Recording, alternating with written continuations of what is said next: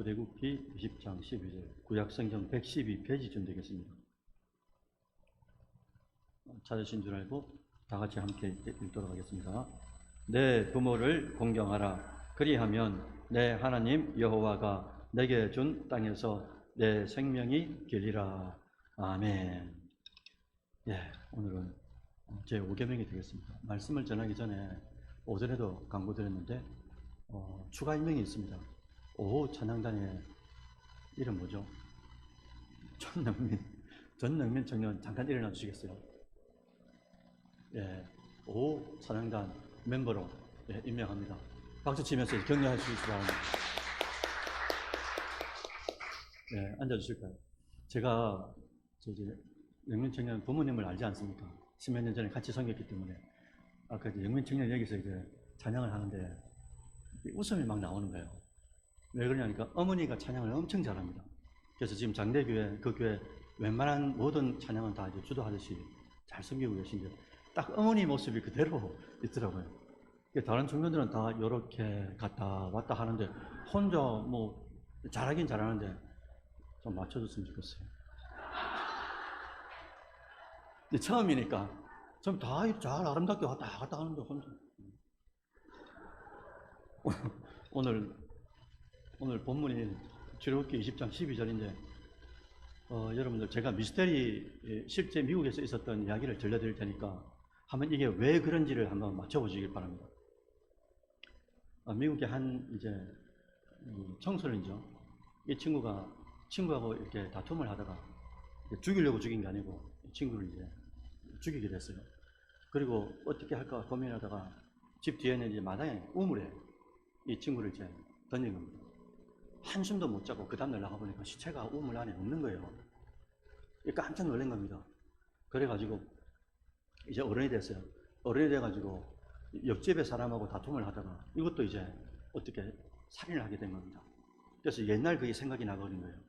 그래가지고 이 사람은 이웃집 사람은 어떻게 했겠습니까? 우물에 넣은 거예요. 그래 그 다음날 가보니까 시체가 있습니까 없습니까? 시체가 없는 거예요. 그때 무슨 생각을 했냐니까 신께서 나를 도우시는구나 이렇게 이제 자기 자신이 생각을 한 겁니다. 그 다음에 이제 결혼하고 아내가 있는데 아내도 살해를 한 거예요. 그리고 이제 우물에다 또 던졌습니다. 시체가 있을까요 없을까요? 시체가 없는 거예요. 마지막에 누가 남았냐니까 노모가 남았습니다. 늙은 이제 어머니가. 어머니하고 이제 뭐 다툼을 하다가 또 어머니를 또 실제 있었던 사건입니다. 어머니까지 죽이게 된 거예요. 어머니도 마지막에 어떻게 했냐니까 우물에 넣었습니다. 그런데 어느 날 경찰이 찾아온 겁니다. 경찰이 찾아와 왜 왔냐니까 이 시체 썩는 냄새가 난다는 거예요. 우물에 가보니까 누가 있는 겁니까? 어머니 시체가 있는 거예요. 자, 어떻게 된 스토리일까요, 여러분들에게? 어릴 때부터 그 청소년 때 죽인 그 친구 있죠? 그 시체를 다 누가 치운 겁니까? 엄마가 다 치운 거예요. 이게 무슨 이야기를 하는 거냐니까 그 이 스토리의 마지막 결론이 뭐냐니까 부모가 자녀를 똑바로 사랑하지 못하니까 자녀가 결국은 그렇게 부모를 공경하는 거예요. 똑바르지 못한 공경을 하는단 말입니다. 오늘은 부모 공경인데 먼저 전제가 뭐냐니까 부모가 자녀를 주 안에서 잘 양육해야 되는 거예요. 양육해야 자녀들도 어떻게 하겠습니까? 보고 들은 게 있으니 그대로 이제 가게 되는 거죠. 사랑하는 청년 여러분들 그리고 성도 여러분들 이 시간 제가 한 단어를 말씀드릴 테니까 단어를 쭉 말씀드릴 테니까 이게 무슨 단어인지를 한번 맞추시면 돼요. 저도 단어가 어려워 봐야 되겠네요. 루체하인 아시는 분 말씀하시면 됩니다. 마크베르, 리피에르, 리센츠, 르보아, 라클라세, 아르테 이 무슨 단어일까요? 진짜 모르시네요. 이 전부 다 아파트 이름이랍니다. 아파트 이름. 그냥 우리가 뭐 자이라든지 뭐 요즘 이렇게 부르죠. 그런 아파트 이름은 이제 좀 들으니까 좀 알고 있는데 저도 처음 봐가지고 리센츠, 르보아, 라크라세, 아르테 이 전부 다 아파트 이름입니다. 우리가 우스갯소리 뭐랍니까? 왜 아파트 이름을 합성어를 쓰든지 라틴어를 쓰든지 불어를 쓰든지 막 합성을 해놓은 겁니까? 고향에 있는 부모님이 이게 자식 집에 한번 가려고 찾아오니까 찾을 수가 있어요. 무슨 말인지를 모르는 거예요. 그래서 부모님 찾아오지 마시라고 아파트 이름을 어렵게 지었다. 이게 우스갯소리가 있습니다. 사랑하는 여러분들, 오늘은 10계명 중에 5계명입니다. 여러분, 지금까지 10년, 20년 신앙생활 하면서 얼마나 많이 들으셨어요.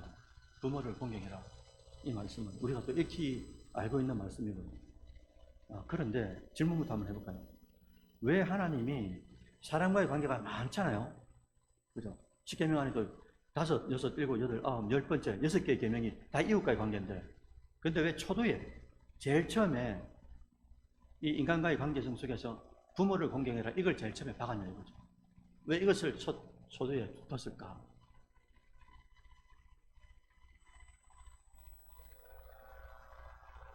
최하은 청년 뭐라고 생각하는가?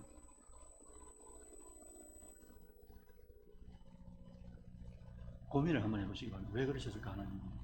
그 수많은 관계성 속에서 왜 부모를 공경하라 이 계명을 인간관계에서 제일 먼저 두셨을까? 그 이유는 부모와 자녀와의 관계는 인간이 맺는 최초의 관계입니다. 우리가 아기로 딱 태어나죠. 누구 때문에 태어나는 겁니까? 부모를 통해서 이 땅에 태어나는 거잖아요. 그러니까 인간이 태어나면서 가장 먼저 맺는 관계가 뭐냐니까 부모와의 관계입니다. 그리고 이 관계를 누가 맺어주는 겁니까? 나중에 말씀드릴 거지만 나는 이런 부모님, 나는 저런 아기를 만나고 싶다. 내 마음대로 됩니까? 안 됩니까? 이게 안 된다는 말은 누구의 영역입니까? 하늘의 영역이고 신의 영역입니다. 부모를 만나는 것도 아기를 만나는 것도 우리 마음대로 안 되는 겁니다. 그러니까 하나님이 맺어주는 거예요.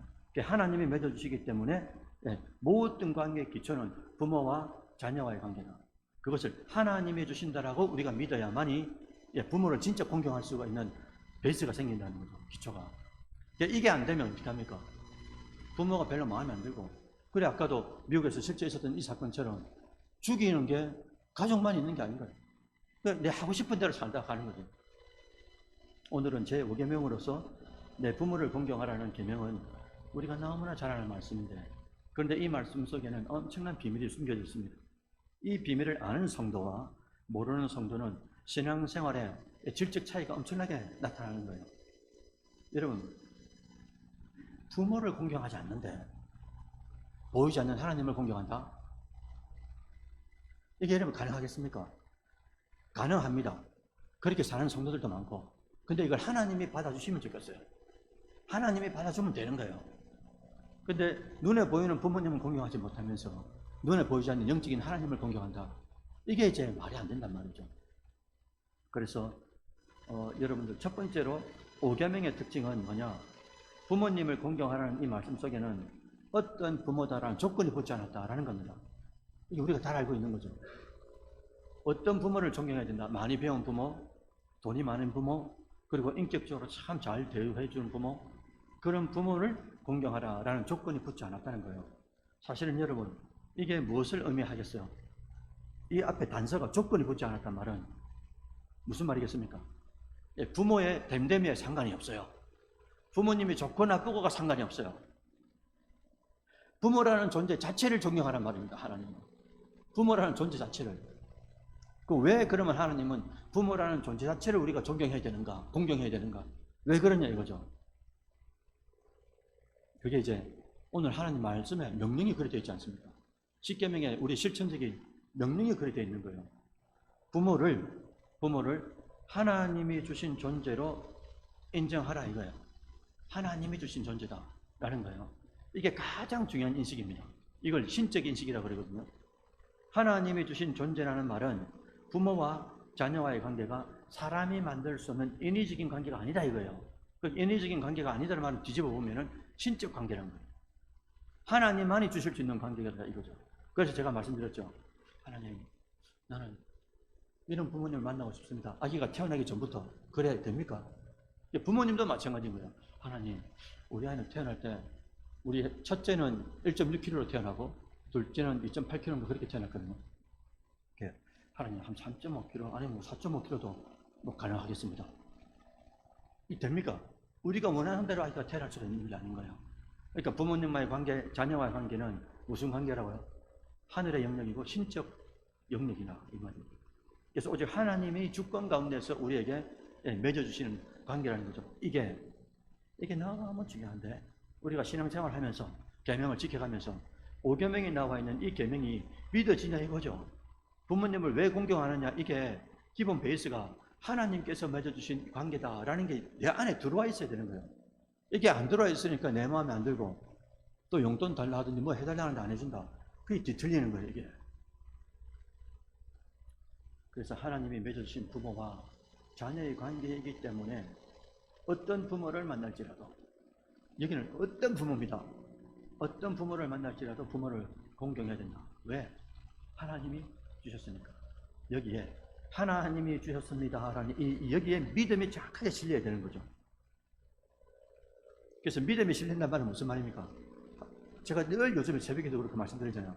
하나님께서 우리에게 문제를 주시고 희노애락을 주실 때 어떤 희노애락일지라도 하나님께서 우리에게 감당할 만큼 주신다고 하셨죠. 그 다음에 피할 길을 주신다고 하셨죠. 그 다음에 뭐라고 하셨습니까? 하나님이 우리에게 가장 좋은 것으로 주신다고. 아까도 여러분 찬양하실 때 뭐라고 하셨습니까?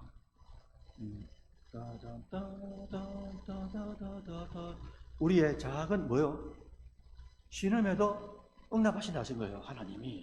하나님이 여러분의 아버지가, 우리 아버지가 말입니다. 그래서 가장 좋은 것으로 주시는데 우리 부모는 하나님이 실수하셨구나, 이게 됩니까 안 됩니까? 우리 자녀는 하나님 주실 때 실수하셨다, 이게 됩니까 안 됩니까? 아니라니까요. 왜? 누구는 어떤 것은 내 소문에 맞기 때문에 그건 받아 수납하고, 어떤 것은 내하고 맞지 않기 때문에 배격할 겁니다. 이것은 마치 다윗이 사울 왕에 대한 태도와 같다라고 볼 수 있어요. 맥락이 똑같아요. 다윗과 사울과의 관계는 뭡니까? 장인과 사회의 관계죠. 그러니까 왕과 어떻게 보면 장군과의 관계입니다. 그런데 여러분, 사울 왕은 하나님께로부터 버림받죠. 그리고 악한 왕이 되어가지고 마음대로 삽니다. 그것도 죽기 직전까지 마음대로 사는 거예요. 거기다가 다윗을 죽이려고 얼마나 노력을 합니까? 그런데 이 다윗은 원수 같은 이 왕, 장인을 어떻게 하는 거예요? 죽일 수 있는 상황에서도 죽이지 않습니다. 칼을 대지 않아요. 왜 그러냐 이거예요. 딱 하나의 이유가 있습니다. 그게 뭡니까? 하나님이 세우셨다는 하나님의 권위를 가지고 그 사람을 대접한 거예요. 하나님 때문에, 하나님께서 기름 부어 세우셨기 때문에 하나님께서 처단할 수 있으면 이미 처단했다 이거예요. 그렇다고 해서 내가 중재를 한다? 안 된단 말입니다. 하나님이 세우셨다 이거예요. 그래서 하나님이 세우셨으니 하나님께서 알아서 하신다라는 그 하나님께서 주신 존중을 그대로 이제 현실에 적용을 시킨 거죠. 여러분, 사무엘상에 딱 넘어가면은 창세기, 출애굽기, 레위기, 민수기, 신명기, 여호수아, 사사기, 그죠? 왕이 없는 시대죠. 그래서 왕을 줍니다. 사무엘상으로 딱 넘어갑니다. 사무엘상 1장에 딱 넘어가니까 어떤 스토리가 나오냐니까 한 여인을 딱 등장시키세요. 그래서 막 웁니다. 뭐랍니까 그래? 막 우는데 이 여인의 이름이 뭡니까? 한나였어요. 한나. 그래, 그때 제사장이 누굽니까? 엘리 제사장이 이 여인이야 술 취해가지고 와가지고 그런다고 막 뭐라 합니다. 그런 게 아니라고. 제사장님, 그런 게 아니고 내 마음에 소원이 있어, 슬픔이 있어, 이렇게 하나님 앞에 나와 기도합니다. 슬픔이 뭔데? 그랬더니 뭐랍니까? 나에게는 자녀가 없대. 자녀가 없어. 자녀가 없는 걸 가지고 관시를 갖고 이러니까 하나님 앞에 나가 어디 호소할 데가 없으니까. 근데 그 당시에 제사장이 엘리인데 이 엘리 제사장이 누구하고 똑같습니까? 사울 왕하고 똑같아요. 하나님께로 버림받고 모든 백성들이 완전 버림받은 왕이고 영적으로 비둔한 왕이라는 것을 다 알고 있었습니다. 근데 이 한나가 어떻게 합니까? 이 사울이 지나가는 말로 뭐라 하냐니까 그래, 내년에 이맘때 네 반드시 아들을 받는다, 이렇게 축복하고 지나갑니다. 근데 한나가 어떻게 합니까? 다른 사람 같으면 어떻게 하겠어요? 에이, 뭐 능력도 없고 영적인 기력도 없는 저 비둔한 사람 안 된다 할 겁니다. 근데 한나는 그 존재가 어떻든 간에 주의 이름으로 축복했다 하니까 그걸 그대로 믿음으로 받아버렸어요. 자, 여러분들, 이게 뭘 말할까요? 이게 과연 뭐를 의미할까요, 여러분? 우리는 생각에 능력 많은 사람이 있으면 그 사람은 내가 저 기도받고 싶고, 왜 안 그러겠습니까? 근데 역으로 따지면 능력도 없고 지금 삶도 마음대로 안 되고 자식들도 비참한 인생을 살고 있는데 엘리 제사장의 자녀들도 말입니다. 그런데 그가 축복한다고 그걸 받는다? 다른 사람들이 만약 이걸 들었으면 어떻게 여기겠냐 이거예요. 그런데 한나는 달랐어요. 한나는 그걸 그대로 믿음으로 받아버린 겁니다. 지도자나 리더가 능력이 있고 없고보다도 더 중요한 것은 하나님이 하신다라는 거예요. 받는 사람이 하나님이 하신다라고 믿으면 그 믿음을 통하여 아까 여러분도 그랬지 않습니까? 찬양할 때 나의 작은 신음에도 하나님이 응답하신다고. 우리가 찬양할 때 얼마나 많이 고백해요. 그것처럼 그 음성을, 그 말씀을, 그 약속을 하나님의 약속으로 믿고 받는 사람이 옥토가 되어 받아버리면 하나님이 역사하시더라 이거예요. 하나님이 역사하시더라. 우리가 부모님을 조건 없이 공경해야 하는 이유도 같은 맥락인 거예요. 나에게 맞는 부모, 좋은 부모, 혹 반대로 싫은 부모를 떠나서 하나님이 주신 부모님이라는 이 신적 인식이 있을 때 부모님을 좋고 나쁘고를 떠나서 하나님이 주셨기 때문에 실제로 공경할 수 있게 되더라라는 겁니다. 여러분 혹시 이런 말 들어보셨습니까? 부모는 하나님의 대리자로서 하나님이 주신 존재다. 이런 말씀이 있거든요. 이 말을 누가 했냐니까 종교개혁자 루터가 제일 먼저 사용한 말입니다. 부모님은 하나님의 대리자다. 신학교에서 엄청 유명한 말입니다.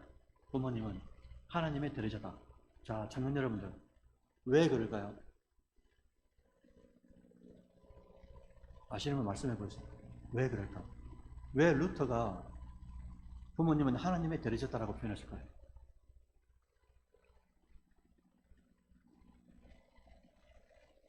여러분, 이 땅에 하나님께서 우리를 조성하시죠. 태어나게 하시죠. 근데 하나님이 태어나게 하는 겁니까? 실제적으로. 실제 이 땅에 태어나게 할 때 누굴 통해서 태어나게 하시는 거예요? 여러분, 그래서 제가 이게 이제 청년들을 딱 보는 순간에 타영생을 딱 보는 순간에 뭐냐니까, 부모님이 계시구나. 바로 알 수가 있어요. 왜 그렇습니까? 부모 없이 이 땅에 태어날 수 있는 사람이 인류에 누구밖에 없습니까? 아담과 하와밖에 없죠. 예수님도 실제로 이제 마리아가 있었으니까. 그 외의 모든 인류는 다 뭡니까? 진짜 부모를 통해서 태어나는 거잖아요. 그러니까 존재한다 이 말은 무슨 말입니까? 이미 그 앞에 부모님이 존재하고 부모님이 존재한다면 그 위에 부모님이 존재하고 그렇게 알 수 있다는 거죠. 그래 하나님께서도 부모를 하나님의 대리자라고 말씀하신 이유는 그 어떤 존재도 부모 없이 태어날 수가 없어요. 부모님이 하나님의 역할을 결의해서 자녀들을 낳는다 이 말입니다. 그래서 종교개혁자 칼빈도 이와 비슷한 말씀을 하셨어요. 부모에 대한 순종을 하나님께 대한 순종의 훈련장으로 여기라 이렇게 말씀하신 거예요. 이게 얼마나 받았습니까? 저희 아버지도 어머니도 뭐 국민학교 중퇴하면 잘하신 거죠. 그때 시대 때. 다시 말씀드립니다. 잘한 게 아니고 그렇게 사셨어요. 그렇게. 뭐 그렇다고 제가 부모님 못 배웠기 때문에 뭐 미워하고 싫어하겠습니까? 전혀 그런 거 없습니다. 부모라고 말할 때 우리가 또 한 가지 더 기억해야 될 게 뭐냐니까 부모라는 표현이 어디까지가 우리가 부모라고 말할 수 있는 것일까? 이게 이제 기독교에 나와 있는 정설이 있습니다. 그게 뭐냐니까 웨스트민스터 대요리 문답 124문답에 보시면 뭐라고 되냐면요. 부모가 누구냐라고 질문해 놨어요. 그리고 이제 이렇게 기록했습니다. 가사님 띄워주시는가요? 다 같이 한번 읽어봅니다. 시작. 제5계명에 있는 부모는 혈육의 부모뿐 아니라 나이 든 모든 윗사람 혹은 그런 권위를 가진 사람을 말하는 것입니다. 즉 직장의 상사나 국가의 지도자들이나 교회의 지도자들 모두를 부모로 생각하여 섬기고 뭐하라고요? 존경하고 공경해라. 이게 이제 부모의 개념이라는 게 확대가 돼 있다라고 웨스트민스터 대요리 문답에 이제 가르치고 있다는 거예요. 그래서 부모님은 하나님의 대리자이기 때문에 그럼 하나님의 부모님이 말씀하시는 건 다 지키면 되는가? 이게 또 이제 우리가 잘 알고 있는 이 구절이 나오는 거죠. 아니죠. 부모님이 시킨다 해서 대리자이기 때문에 다 하는가? 그게 아니지 않습니까? 그래서 에베소서 6장 1절이 이제 말씀이 이제 연이어서 나오게 되죠. 다 같이 한번 읽어볼까요? 에베소서 6장 1절 읽어봅니다. 시작.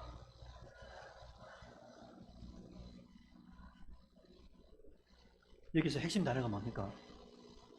네, 주 안에서 공경하라. 그래서 5계명을 딱 여러분들이 항상 어디 가서 묵상을 할 때마다 딱 두 나라입니다. 하나는 조건 없이 이거고요. 조건 없이 부모를 공경하는 거예요. 그 다음 또 한 단어가 딱 같이 들어옵니다. 그게 뭐냐면 주 안에서라는 거예요. 어떤 부모를 만나게 해도 그 부모를 공경하는 것, 그건 성도로서 마땅한 자녀의 도리고, 이 조건 없이라는 단어 하나, 그 다음에 주 안에서라는 단서가 다시 딱 붙어요. 여러분, 그러면 예를 들면 주 안에서 부모의 말씀을 따르지 말아야 할 내용들이 있을까요? 우리 삶에? 많죠. 저도 이제 처음 예수를 믿고 난 뒤에 그 다음에인가 울산 방어진에 우리 이제 오상환이라고 우리 장손이 있으니까 거기 이제 제사를 드리러 갔습니다. 제사 드리러 갔는데 쭉 이렇게 남자들 다 쓰고 이제 여성분들은 저쪽에 있잖아요. 다 절한다고 저 혼자 태원이 혼자 뚝 서가 있으니까 뭐가 주먹이 날라오려 하더라고요. 실제 사건입니다. 그래 우리 작은아버지는 이미 소천하셨는데 작은아버지 야! 그만두라고. 태원이 저기 형수님처럼 예수 믿겠다고 작정한 것 같은데 네가 뭔데 임마 종교에 자유가 있는데 이분은 믿지 않는 분이 작은아버지가 종교도 없어요. 작은아버지가 하나님께 중재를 하시더라고요. 중재하시면 안 된 거예요. 원래는 맞았어야 되는데 맞아 이 신앙의 스토리가 이게 좀 있지 않습니까? 탁 맞고 이제 그래 됐어야 되는데 어쨌든 그래 중재를 하셔가지고 제가 이제 그 다음부터 가든 안 되든 저는 자유를 누리는 거죠. 물론 잘 안 갔지만 여러분들도 한번 이런 딱 관계가 있습니다. 이게 연애든 이 신앙 안에 있건 신앙 밖에도 연애를 할 때도 이 선을 정확하게 잘 그어야 되는 거예요. 이 첫 선을 잘 못 그으면 이게 복잡해진단 말이에요. 신앙도 마찬가지고요. 그래서 첫째는 우상숭배나 미신행위를 부모님이 강요할 때 그 부모님이라고 우리가 다 따라가면 됩니까? 안 되죠. 또 둘째는 예배나 신앙생활을 중단하라고 말씀하실 때 지혜롭게 잘 대처를 해야 되는 거죠. 또 세 번째는 부모님이 야 불법, 탈법, 위법 뭐 이런 거 있잖아요. 이런 것들을 강요할 때 그 따르면 안 되지 않습니까? 또 우리 청년들 잘 들어주시기 바래요. 연애할 때 그리고 결혼에 있어서 비신앙적으로 결정을 하게 할 때 부모님이 내가 결정하는 게 아니고 부모님이 간섭하시는데 좋은 간섭을 하실 때 비신앙적인 것들로 결정하게 하시는 거예요. 부모님이. 들었는겨 지금? 이거를 지혜롭게 잘 이거 하셔야 돼요. 이렇게 우리가 행해야 하는 또 다른 이유는 뭐냐? 사도행전 5장 29절에 있습니다. 제가 한번 읽어드릴게요. 사도행전 5장 29절에 이렇게 기록해요. 베드로와 사도들이 대답하여 이르되 사람보다 하나님께 순종하는 것이 뭐하다고요? 마땅하다. 이렇게 이제 기록되어 있는 거예요. 만약 여러분들 우리 청년들이 10계명에서 5계명은 성도들이 지켜야 할 법으로 마땅하다라고 여겨주시면 너무나 좋을 것 같고, 그 이유는 하나님의 주도권 가운데 주권 가운데 주신 부모님이기 때문에 공경함이 마땅하다, 이런 설명이 좀 덧붙였으면 좋겠어요. 또한 하나님께서 하셔야 할 생명사역이라, 이 아기로 태어나지 않습니까? 태어난 이 아기는 부모와 최초의 관계를 가지고, 이 관계를 누가 맺어주느냐? 하나님이 맺어주는 거죠. 그러니까 하나님의 관계성 속에서 우리가 태어난다. 이게 부모와 자녀와의 관계도 마찬가지다. 그렇기 때문에 이 생명사역 가운데 부모를 통해서 대리사역을 하시니까 부모님을 공경하는 게 마땅하다라는 거예요. 그런데 아까 뭐라고 말씀드렸습니까? 단서가 하나 딱 붙는다. 그게 뭐라고요? 주 안에서 공경하고 순종하는 게 이 삶 속의 우선순위로 이제 정립이 돼야 된다는 거죠. 여러분들 끝으로 우리가 부모님께 할 수 있는 최고의 공경이 뭘까? 한번 고민해 보시기 바랍니다. 공부 잘하는 거 맞아요. 못하는 것보다는 잘하는 게 좋죠. 그리고 또 취업하는 거 맞습니다. 그리고 연애하고 결혼하는 거, 그리고 결혼하고 난 뒤에 손주를 또 안겨드리는 거, 다 이제 효도하는 게 맞아요. 그러나 그런 것은 여러분들 예수 안 믿는 사람들도 다 해요. 그래서 다 하지 않습니까? 그러면 우리가 예수 믿는 자녀로서 부모님에게 가장 공경할 수 있는 게 뭘까? 누가 뭐라 해도 이거 아니겠어요? 믿지 않는 부모님 같으면 믿지 않는 부모님에게 예수 그리스도를 전하는 것, 이게 누가 뭐라 해도 가장 큰 공경입니다. 이 땅에서 뿐만 아니라 다음 내세에서도 너무나 하나님이 기뻐하시는 거죠. 그 다음에 부모님이 믿는다. 그럼 부모님 믿는 부모에게 우리가 공경할 수 있는 최대의 그것은 뭐냐? 부모님이 나를 생각할 때 걱정 염려하지 않고 늘 축복할 수 있는 기도를 할 수 있도록 마음을 편안하게 해드리는 거예요.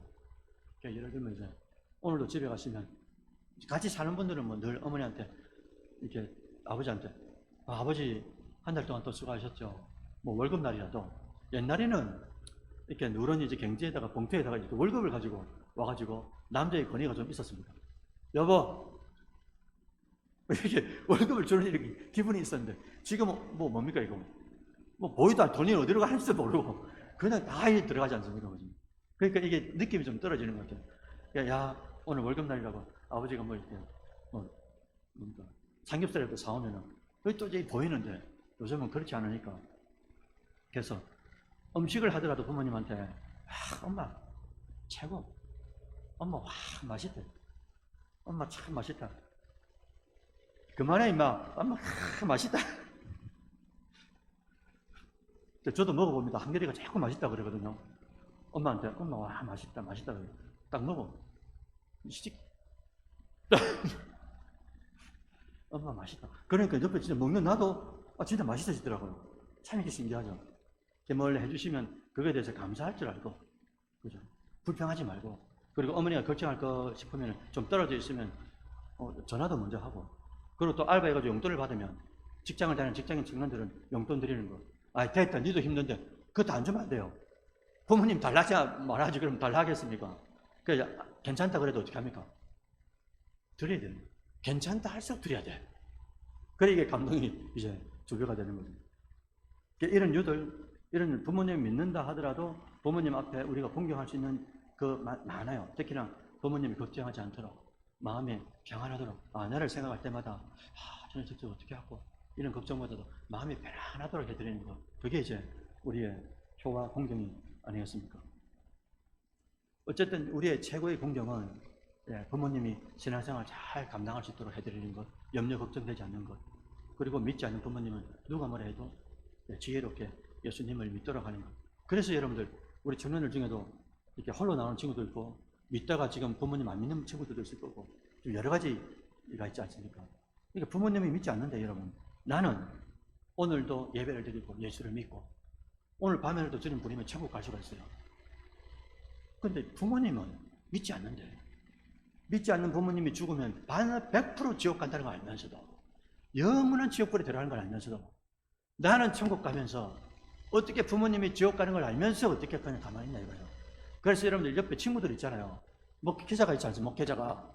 여러분들 지나가다가도 목사님 한번 이렇게 우리 아버지 저기서 사고가 계시고 우리 아버지 일하고 있고 우리 어머니도 뭐 하고 있는데 살짝 목사님 지나가시면서라도 잠깐 들려주시면 안 되겠습니까? 제가 물을 거 아닙니까? 왜? 무슨 사정이 있냐고 물으면 몇 차에 잡니까? 그럼 왜 제가 안 가겠어요? 왜 제가 안 가겠냐고요? 어떻게 했었는데 부모님 믿도록 만들고 또 믿음 생활 더 잘할 수 있도록 잠자고 계시면 방학 중이면 이 방학을 빨리 깨고 개학할 수 있도록 만들어 드리는 게 부모 자체의 이제 역할인 거예요. 어떻게 그걸 보고 있냐고요? 그거를 지옥 가는 거 뻔히 아는데 불효 중에 불효는 그겁니다. 알면서도 그걸 가만두는 거. 그래서 성경에도 딴 거는 다 때가 있어요. 전도 하나만큼 뭘 했습니까? 때를 어떤지 못 어떤지 때가 없어요. 무조건 전하는 거예요. 특히나 이 땅에 사는 동안에 부모님 때문에 이 땅에 태어난 거잖아요. 하나님 역사 가운데. 부모님 어떻게 그걸 볼 수 있냔 말이에요. 그래서 부모님을 위해서 특히나 믿지 않는 부모님을 위해서 작정하셔야 되는 거예요. 작정했으면 기도하면서 주변에 있는 목사님이나 장로님이나 또 친구들 사용해서라도 조금 더 어떻게 해서라도 가까이 올 수 있도록 그럼 징검다리를 놔주는데 최선을 다해야 되는 거예요. 그러면서 작정하고 하나님 우리 부모님 어떻게 하실 겁니까? 하나님 때를 기다립니다. 빨리 올 수 있도록 지혜롭게 복음을 내 삶을 통해서도 전에 같으면 썩날 것도 엄마 알겠어요. 그렇게 하겠습니다. 아버지 알겠습니다. 내 삶도 변화되면서 아버지 뭔가 달라진 모습들이 있어야 되지 않겠어요? 자녀로서 믿는 자녀로서 청년 여러분들 하나 물어볼까요? 만약에 여러분들이 이제 부모가 되었을 때 기대하시기 바랍니다. 부모가 되었을 때 내 자녀들이 나를 생각할 때 어떤 부모로 기억했으면 좋겠냐 이거예요. 질문이에요. 최기철 집사님 어떻게 대답하실랍니까? 내 자녀들이 나에 대해서 우리 아버지는 이런 아버지다.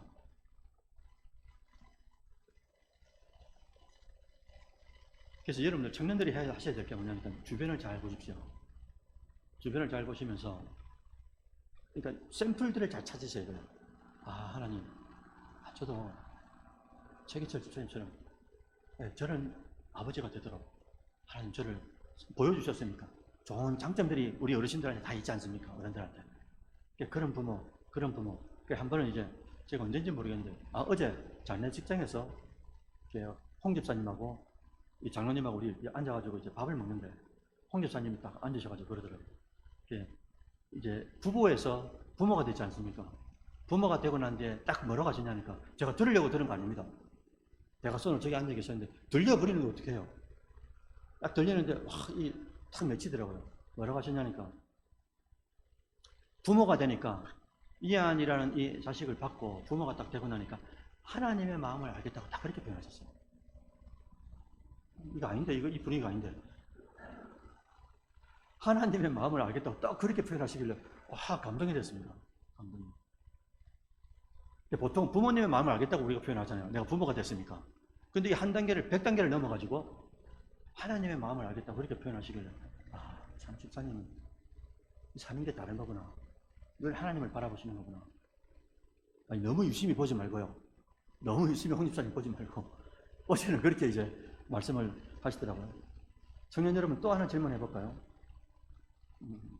요즘 여러분들 부모님하고 관계가 어떤지 모르겠어요.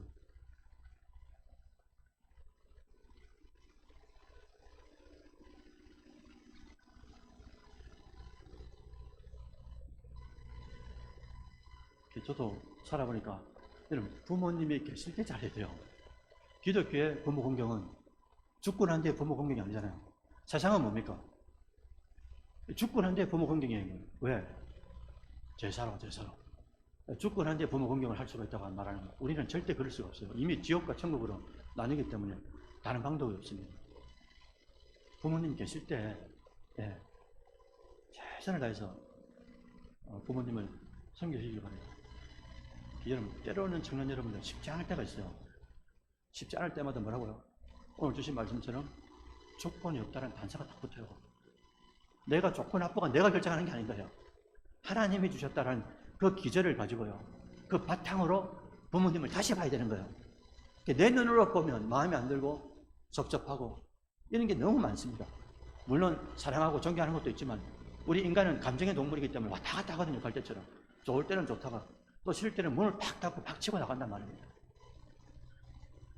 그럴 때라도 항상 마음에 하나님을 주셨다. 하나님의 대리자다. 내 눈에 보이는 하나님으로 아까 칼빈이 그랬죠. 훈련하라고. 하나님을 섬기도록 부모님을 섬기라고. 그래서 오늘 이 시간 꼭 두 가지를 기억해 주셨으면 좋겠어요. 부모님을 공경하라. 이 말씀에 반드시 조건이 없다. 어떤 부모라도 부모를 존경해야 됨이 마땅하다. 왜? 하나님이 주셨기 때문에. 그 다음에 어떤 부모라도 하나님 주셨는데 하나님께서 부모님 시키는 데다 하느냐? 그게 아니고 주 안에서 부모를 공경하는 것. 이게 마땅하다라는 거예요. 아무쪼록 오늘 이 시간에 제5계명인 부모를 공경하라라는 말씀을 받았습니다. 하나님이 모든 여건을 다 아시면서 나에게 부모와 자녀의 관계를 맺게 주셨다는 것. 그 안에는 나에게 가장 적합한 부모를 주셨다. 이게 철저하게 믿어주셔야 되고 그 믿음 가운데서 부모님을 잘 섬기고 하나님의 대리자로 잘 여기고 그렇게 기억하시면서 남아있는 생애 가운데 부모님과 함께 생활할 수 있는 시간들이 그렇게 많지 않거든요.